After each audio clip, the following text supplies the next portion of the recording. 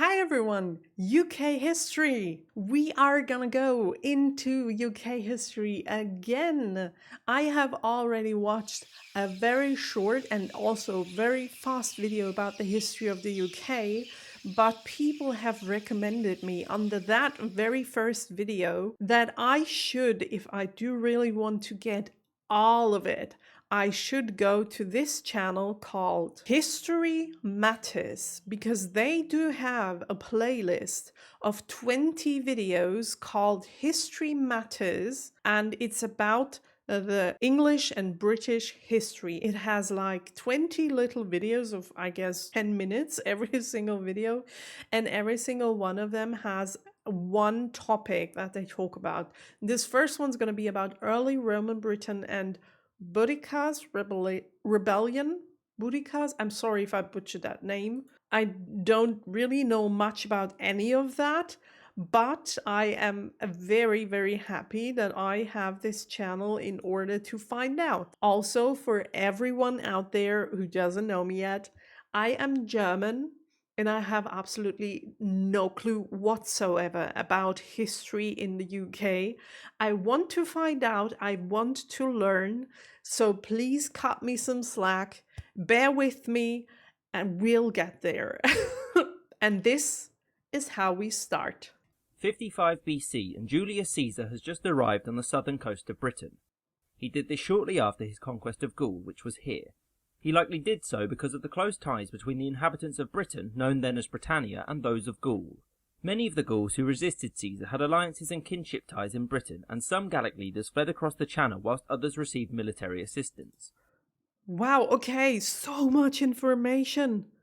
If all of what they say to you is nothing you have ever heard before, this is really hard, to be honest. It feels as if I was thrown into a third grader class as just like a 6-year-old, and I don't know anything about this. Unfortunately, by the way, for everyone who's asking, no, I haven't learned any of that in my school.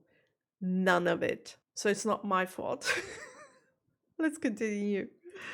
Caesar's first landing did not achieve much, but he landed again next year, and after some conflict he secured the surrender of some British tribes and was able to exact a yearly tribute as well. The people who lived in Britain at this time are often referred to as Celts. This term isn't particularly useful since it implies a level of homogeneity which simply didn't exist.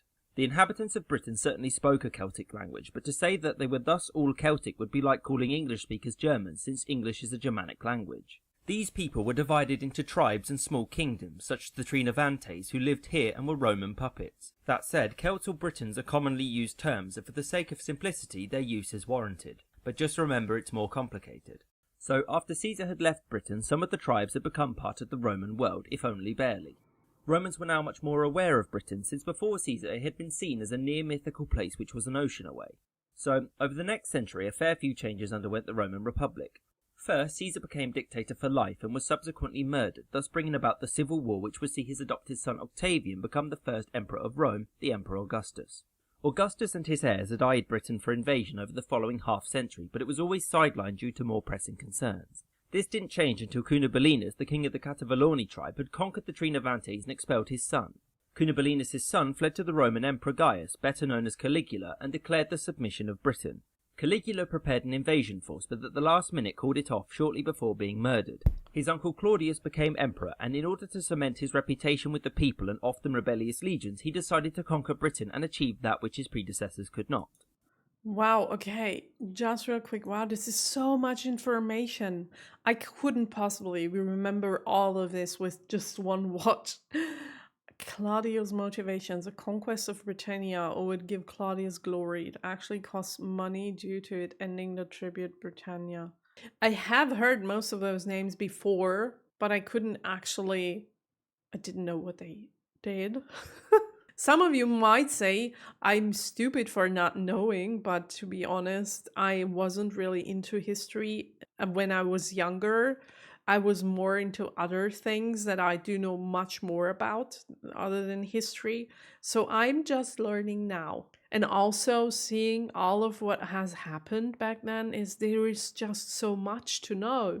So it might take some time to really get into it. But I really like the way the channel does this. These little figurines that are showing what exactly happened makes it way easier to understand. And achieved that which his predecessors could not. In 43 AD, 4 Roman legions led by a certain Aulus Plautius and their auxiliaries arrived in Britain, about 40,000 men in total, and began the process of conquering the south. The British natives attempted to resist, but in battle they lacked the heavy armour or the professionalism of the Roman legionaries. The Roman legions, unlike Britons, Romans wore heavy armor. The Romans were better trained and fought as a unit, not as individuals. Okay, that makes sense, yeah. Also, this reminds me of this Doctor Who episode with the Romans. I don't want to spoil anything about it, so I'm not going to say too much, but those who have watched it together with me on my other channel know what I'm talking about. I'm being reminded of this immediately.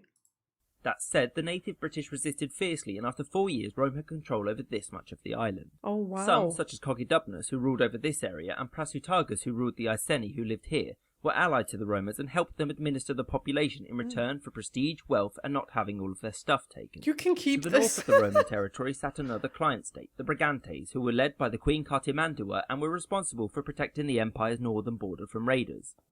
The lands conquered by Rome were governed by 2 administrators. The first was the governor, who was in charge of military and judicial matters, and the second was the procurator, who was in charge of economic ones. Both reported directly to the emperor and were supposed to act as checks on each other's ambitions and power. The province was run from Camulodunum, now called Colchester, and was permanently garrisoned by a legion. Rome slowly but surely consolidated its hold upon southern Britain, but still had to contend with the raids from the west and the north. In response to raiding in the year 47, the Roman government made sure to disarm all of their British subjects, which was in fact the law of the entire empire. In response, the Iceni revolted but were quickly crushed. Importantly around this time was the founding of Londinium, later London. The next decade saw... Londinium? That's what London was called, Londinium? That's funny. Londinium. Large-scale urbanization and the beginning of a coin-based economy, as opposed to the barter economy that had preceded it. Camulodunum ballooned in population as well as becoming a very important Roman cultural centre. The natives who lived under Roman rule were subject to taxation and conscription as well as discrimination. I'm sorry, but I just want to read it. I can't listen and read, so I will have to stop when those come up. Roman native relations. Natives were still seen as unwashed barbarians. Many were expected to serve with the Roman legions. Okay. These issues eventually led to revolt in the year 60. Wait, I'm going to have to go back a little so that I do get the whole sentence. Taxation and conscription as well as discrimination. These issues eventually led to revolt in the year 60. The main catalyst for the revolt was the death of Prasutagus, who in his will gave half of his kingdom to the new Emperor Nero and the other half to his 2 daughters. The Romans ignored this and took everything. The wife of Prasutagus, Boudicca, protested this, and in return she was flogged and her daughters were raped. After this, Boudicca raised the Iceni in revolt and was soon after joined by the Trinovantes. They subsequently roamed southern Britannia, burning settlements such as Camulodunum, Londinium and Verulamium, now called St. Albans. Eventually, Boudicca clashed with the governor of Britannia, Suetonius Paulinus, at what is known as the Battle for Watling Street. The Romans of the 14th Legion were heavily outnumbered, but their better organisation, tactics and equipment gave them victory. The Battle of Watling Street. The Romans were outnumbered massively. The Celts had no armor, which meant the Roman javelins were devastating. Okay. So many wars in history. Wow. Okay. Organisation, tactics and equipment gave them victory. Having lost, Boudicca committed suicide, and after his victory, Suetonius went on a spree of punitive expedition to destroy any remnant of resistance to Roman rule. The new procurator, Classicianus, believed that this policy of murdering everyone would cause more revolt, and so the Emperor Nero recalled Suetonius to Rome and replaced him with a more tactful governor. The scars of the revolt began to heal over the next decade, with Londinium and Camulodunum being rebuilt. This process was cut short in the year 68 when crisis struck the Roman Empire. Nero, being largely useless, was declared an enemy of Rome and subsequently offed himself. The next year, known as the Year of the 4 Emperors, because shockingly there were 4 emperors in the space of a year, plunged the empire into chaos. Whilst the empire fell into said crisis, the Brigantes' territory collapsed and Roman Britain's northern border was subject to intense raiding. The chaos was put to an end when Vespasian won the civil war and reunited the empire and was the first emperor of Rome's second major dynasty, the Flavians. The return of stability meant that Rome could now respond to the raids from the north, as well as consolidating their hold over Britain.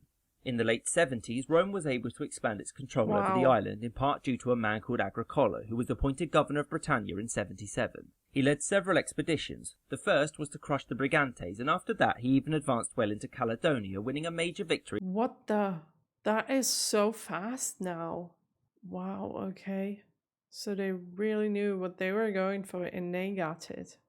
Over the Caledonians at the Battle of Mons Graupius. Thus, most at of Britain that. was under Roman control, but after Agricola was recalled It's to already the whole of England and also parts of Scotland already. If I'm not a pro when it comes to geography.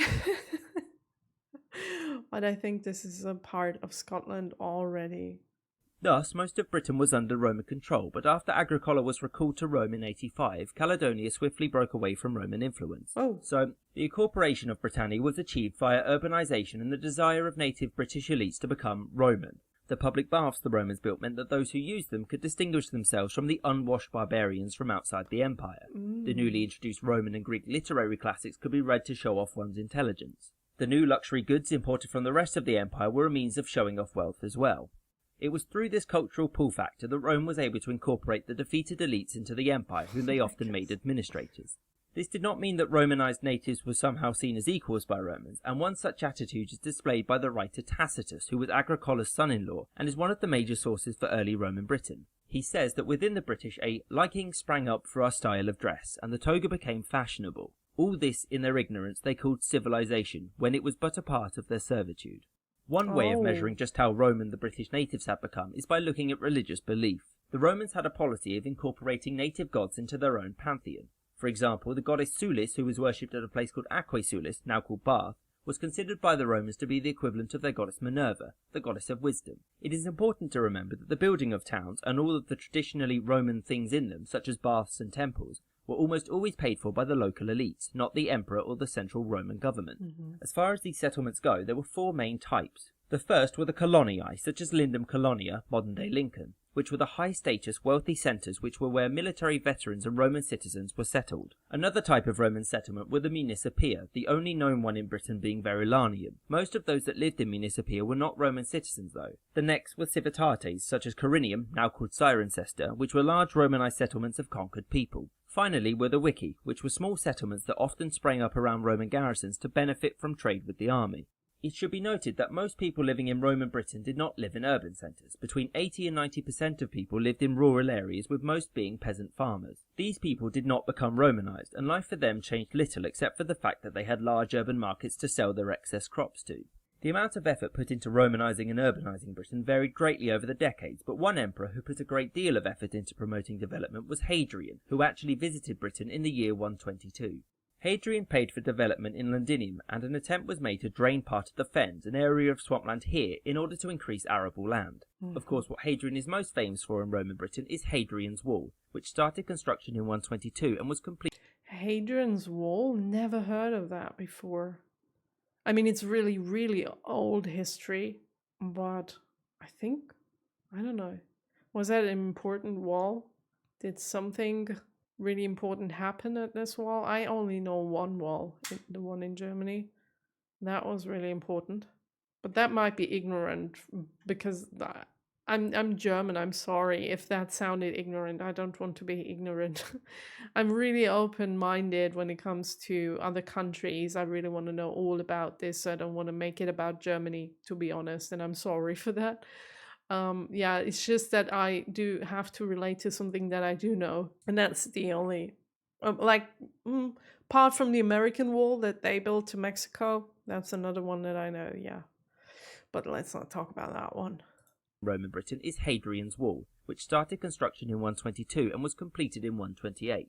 There are a couple of misconceptions about this wall. One, it does not mark the border between modern-day England and Scotland, and in fact all of it is in England. And two, it was not designed to keep everyone out, but was a series of border checkpoints through which traders could travel, providing they paid a tax. 20 years later, another wall was built to the north of Hadrian's Wall, the Antonine Wall. Taxes? They had taxes back then already? They started early. How did they even do that? Like, everyone who entered had to pay a certain amount of taxes. Was it different for different people? Maybe I'm overthinking that right now, but it's just questions that I do have. Like the first time they invented taxes, was it just like here you have like this wall, if you want to pass, you have to pay those taxes. It's not like nowadays whenever you buy some goods that you need, you have to pay taxes in addition to that. I don't think that was it. But that's also a really interesting question. Where do taxes come from? Who was the first one and who invented them and how did they work? And compared to how they work nowadays. Has nothing to do with the video. Sorry for sidetracking. But that's a very interesting question as well. The wall was built to the north of Hadrian's wall, the Antonine Wall, which was mostly made of earth. Shockingly, the Antonine Wall was built during the reign of Antoninus Pius, Hadrian's successor. The wall was mainly for publicity back in Rome and was abandoned shortly after its construction by Antoninus' successor, Marcus Aurelius. This was probably due to the fact that the land between the Hadrian and Antonine walls was barren and needed expensive development in order to supply the garrison there. Furthermore, there was also a major revolt south of Hadrian's wall in 158 which had to be suppressed. The fact that throughout the Roman period, Britain was never home to less than 3 legions, roughly 15,000 men and their auxiliaries, is proof that Rome never managed to fully pacify Britannia's population. After Marcus Aurelius' death in 180, rule of the empire was left to his son Commodus, who was terrible. Not much happened in Britain during his reign except for a few legionary revolts and the appointment of a man called Pertinax to the governorship of Britain. So Commodus was assassinated in 192 and was succeeded by Pertinax, who was the first emperor in what is known as the Year of the Five Emperors, because at this point, why not? The civil wars that took place during this period saw the legions in Britain declare a man called Clodius Albinus emperor, but ultimately he failed. The winner of this conflict was a man called Septimius Severus, who founded the Severan dynasty and is considered by some to be the divide between the early Roman Empire and the late, which we'll get to next week. I didn't even know there was an early empire or a late empire and it's been divided.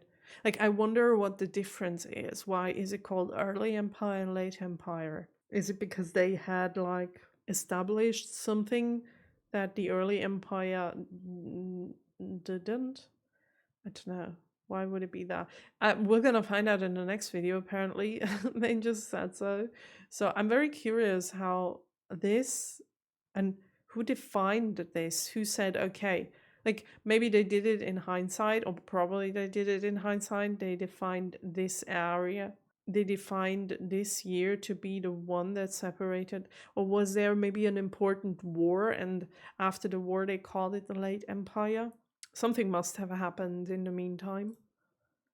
I hope you enjoyed this episode and thank you for watching. Video already. Okay, thank you so much. That was very much information in a very fast pace, just like the last video. I don't know if there are any like slow form content UK history videos in order for me to process, because the comments under the last video were like, there were English people telling me that the video was too fast for them to understand, even though this is their first language, like English. For me, it's not.